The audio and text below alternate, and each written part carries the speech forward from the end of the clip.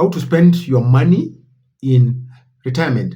Now, you've spent 30, 40, or 35 years working hard, saving, sacrificing, and telling yourself that when I retire, I'll finally enjoy my money. And then retirement comes, and suddenly nobody taught you this part. How do you start spending that money? How you actually spend money in retirement without running out of it. So that's what we're going to look at, because the fear that keeps most retirees up at night is this. It's not about death, it's outliving their money. Because the retirement age is 60 or 65, then you end up living to 80 or 75 or 90. So what keeps people at night is watching themselves outlive their retirement. So it's important that you know how you are going to spend your money, and that's what we are going to look at in this video. And I'm going to give you strategies and steps on what to do. And so there is no universal social security where healthcare costs are rising, and the shilling has constantly been under pressure. So I'm going to give you a clear, practical, powerful framework on how you're going to spend your money in retirement, so that your money lasts longer as you do, or longer than you do, and you actually get to enjoy the life that you work so hard to build. So I've divided this into two sections. Section 1, I'm going to talk about the core strategies for spending money in retirement. And there are 6 core strategies or frameworks or methods that I want to walk you through. Think of this as rules of the game. And once you understand them, retirement spending stops being a terrifying act and starts being something that you can actually control. Strategy number 1, create a retirement budget. In short, I'm saying know your numbers. And this sounds basic, but I want you to understand the concept that most people who struggle in retirement, they struggle because they never sat down and mapped out their numbers and mapped out what they actually need. Food, rent, school fees, etc. They never did that. A requirement budget has got 2 sides. Side number 1, your necessities, and side number 2, your discretionary spending. When you talk about necessities, we are talking about non-negotiables. We're talking about housing, whether it's rent or mortgage payment or simply maintaining the home that you own. We talk about food, utilities, it's electricity, water, internet, healthcare, name them. And these ones are core, they're important. So these are the costs that exist whether you want them or not. You have to eat whether you want or not. You have to sleep in a house whether you want or not. When you go to number 2, discretionary spending, these are the good stuff, the luxury things that you worked hard for. Visiting your grandchildren in Mombasa or abroad, church contributions, hobbies. Maybe you've always wanted to start a small farm, take up golf classes, or join a community club. This is the spending that makes retirement feel like a reward after working for a very long period of time. So the exercise that I want you to do, if you are 2, 3, or 5 years from retirement, take a piece of paper or open an Excel sheet and write down every single expense that you currently have. Then ask yourself this simple question: which of these will change when I retire? Which will disappear and which one will increase? And for most Kenyans as of today, transport costs goes down. Yes, because you're no longer commuting, but healthcare goes up. And you have to take care of it. So once you know your monthly number, what you actually live, your bracket, the amount of money that you have to have at the end of every month, everything else becomes easier for you to plan. So know your numbers and then build from there. Strategy number 2, there's what we call the 4% rule. 4% rule. And this is a very powerful and widely used retirement spending rule in the world, and it's simple enough to apply today. So the 4% rule says like this: if your first year of investment, withdraw not more than 4% of your total retirement savings. Then each following year, adjust that amount slightly upwards to account for inflation. Let me make this real and applicable. If you retired with 10 million Kenyan shillings in a savings account as investment, 4% of 10 million is 400,000 per year. So that's roughly 33,000 Kenyan shillings per month. So according to this data, if you have 10 million, if you withdraw 33,000 every month, then that amount of money can last you for 30 or more years without running out. So apply that formula to any number that you might think about. So the principle is golden. Don't guess how much money to spend. Calculate it based on what you have. So the 4% rule gives you a withdrawal compass, a withdrawal direction. Use it wisely. Strategy number 3, the bucket strategy. And this is one of the best strategy, one of my favorite, and the one that I find giving retirees the most psychological peace alongside financial security. And this is the concept. Instead of looking at your retirement saving as a big pool of money, as is my T, instead of looking at your retirement as a big pool of money here, 10 million here, divide it into 3 separate buckets. And I'm going to demonstrate to you. We have got bucket 1 here, we have bucket 2 here, and we have bucket 3 here. So that you are no longer looking at a lump sum, but you are looking at a bucket of 3. Now I'm going to show you what each bucket means. Bucket 1 here, we are calling it short-term bucket. And the money that you're going to put here is the money that you're going to use between 0 to 2 years. So this bucket is going to hold 1 to 2 years of living expenses, can either be in cash or cash equivalent. Think about money market funds, think about a fixed deposits, think about treasury bills. This is the money that you live on right now between 1 and 2 years, 0 and 2 years. This money is liquid, which means that anytime you want it, you can access it. It is safe and it's completely insulated from whatever the stock market or property market is doing. So this is your bucket 1. And you're putting here money that's going to serve you between 0 to 2 years. It can extend to 3 years. We're done with bucket 1. Let's go to bucket 2. This one is known as medium-term bucket. This one is short-term bucket, short-term. Bucket 2 is medium-term, 3 to 10 years. So what this bucket does, that it holds your money, and the money that is held in this bucket is going to serve you for from 3 years to 10 years into your retirement. So it holds slightly liquid but income generating assets. Think about government bonds, think about infrastructure bonds, think about dividend paying shares. So this bucket, the job of this bucket is to refill bucket 1. So when this bucket runs out, bucket 2 refills this bucket as you spend from it. Even every 6 months, when your bond pays interest, that money flows back into bucket 1. So when you earn interest from here, from bonds, the interest that you earn flows back into bucket 1. Bucket 3, the last bucket, you see it's golden. Golden. This is long-term bucket for 10 years and beyond. So what this bucket does is that the money that is deposited here, kept here, serves you for long period of time, long term. This is your growth bucket. Think about equities, think about real estate, think about rates. You don't touch this for at least a decade. This money is growing, this money is compounding, and it will eventually become the source that refills bucket 2 and bucket 1 as time goes by. Listen to me. So you see how this one works.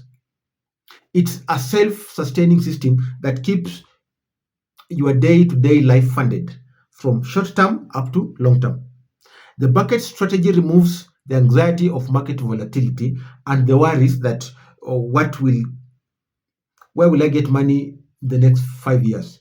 Because even when investments are down, your immediate expenses are always covered. You can be patient, and patient investing is key. So that's the bucket method. Strategy number 4, let's look at what we know as annuity. Consider annuity. And an annuity is a financial product that converts lump sum of your savings into guaranteed regular income payments This can be either for life or a fixed number of years. Think of it that you put your money in this here. This one is an annuity, and you buy yourself a salary from this kitty. And where do we get in Kenya? We have got in companies like Jubilee Insurance, CIC, Britam, or Mutual that have got annuity, and you put lump sum there, but it gives you money on monthly basis or for a certain period of time. What is the downside? The downside is that annuities are not flexible. Once you buy in, you generally can't access the lump sum money. It's locked for the time that you put it there. So the key is not to put all your money into annuity, but use it strategically. Strategy number 5, sequence your withdrawals wisely. And the order matters more than you think. What do I mean? So this strategy is about which accounts and assets do you withdraw from first.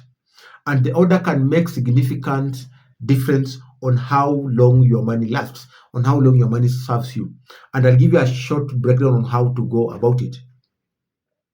So first, step 1, withdraw from non-portfolio income sources. If you have pension schemes, NSSF payouts, a company pension or retirement annuity, use those first. Then second, step number 2, draw from taxable investment account. Think about money market funds, think about fixed deposit funds, think about individual shares. And because this will tend to have lower tax advantages. Then third and last, draw from your tax advantage or high growth accounts. These are your long-term equity holdings, your land, your property, you understand. So this should be the last resort because every year you have them untouched, they are compounding and growing. Strategy number 6, the last one, be dynamic, adjust as you go. So retirement is not set, it's not a set and forget. You don't do it once and you forget. The final core strategy is to make sure that your retirement spending plan is not a one-time decision. It's a living thing. It's breathing, it's breathing, it has got life. So it has to evolve over time. When it reaches a time when you realize that your investments performed well, for example, when NSC performs well, you can invest into it. And so you have to keep adjusting your investment as the market adjusts, as the rest of the market keeps adjusting, so that it's not tied on stone, it's not engraved on stone. In years when markets are down, when economic conditions tighten, pull back slightly. Then delay big purchases and protect your portfolio to let it recover. That is section 1, and we've been talking about the 6 strategies of withdrawal. Just a quick recap. We've talked about strategy number 1, create a retirement budget. Number 2, the 4% rule. Number 3, the bucket strategy. Number 4, consider annuity. Number 5, sequence your withdrawals wisely. And number 6, be dynamic and adjust as you go. That was part 1 of this video. Part 2, we are looking at what to prioritize, because when you are allocating your money, it's important for you, like we talk about budgeting, I talk about budgeting, which money goes where. So it's just paramount that you prioritize. So beyond the 6 strategies that we looked at, there are 3 things that every Kenyan retiree must deliberately prioritize when it comes to retirement planning. Priority number 1, healthcare costs. I cannot stress this enough, that healthcare is the number 1 financial risk in retirement, and it is almost always underestimated. I always say that you are always one medical emergency away from poverty, from all your savings being wiped away. Your retirement budget must have a robust healthcare line, and this means having a comprehensive medical cover, not just the shift or whatever is serving us now, but have supplemental private cover. Priority number 2, experiences and hobbies. You worked hard for 30 years. You sacrificed for 40 years. You delayed gratification. Now is the time to actually live it. So be deliberate on putting some money aside for the nicer things, for good things. Be it a trip to see your grandchildren, be it just having some good time somewhere. Give yourself permission to enjoy your retirement because you earned it. Priority number three, maintain an emergency fund. Even in retirement, emergency is we have to account for emergency. You need an emergency fund because things will happen. The roof will leak, the car will break down. Your grandchildren might need an urgent school fees. You might need an unexpected or an urgent medical procedure that your insurance doesn't cover. So life does not pause for retirement. So plan for it. Section three, the last one. So I've talked about what to prioritize. I've talked about healthcare costs. I've talked about experiences and hobbies. Then I've talked about maintaining an emergency fund. The last section is to keep key tips to keep all this work. Like, how can this work? So I'm going to give you three key tips. Tip number one, review regularly. Your retirement budget and planning is not cast from stone. And January is a very ideal month to review. So sit down with your budget, the portfolio statement, and your spending for the last 12 months. Are you on track?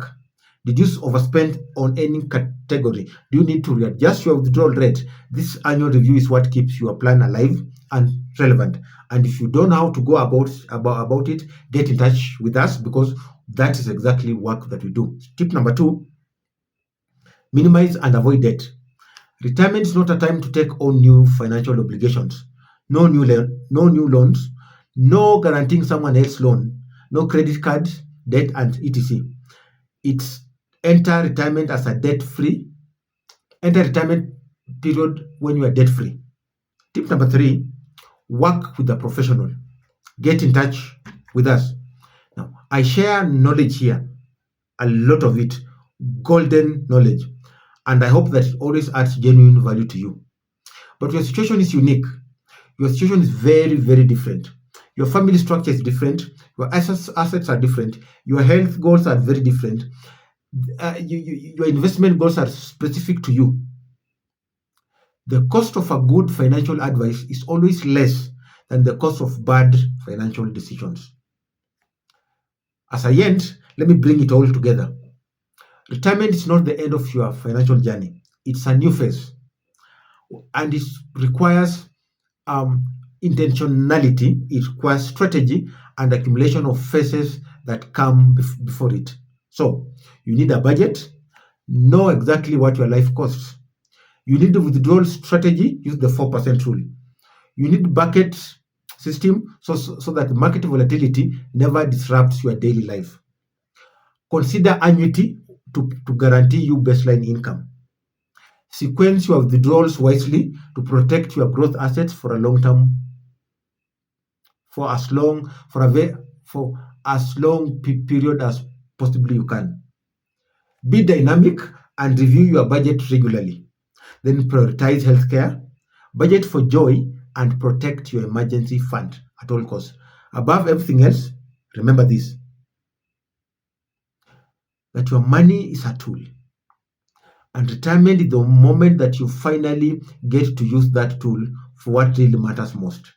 And that is your family, your health, your peace of mind, and the legacy that you leave behind. Don't be afraid to spend, just spend with wisdom. And if this video helped you, please like it. Share it with someone who is either approaching retirement or already there and looking for guidance. Subscribe if you haven't, and let's talk about real money during retirement. I'll see you in the next video. Bye bye for now.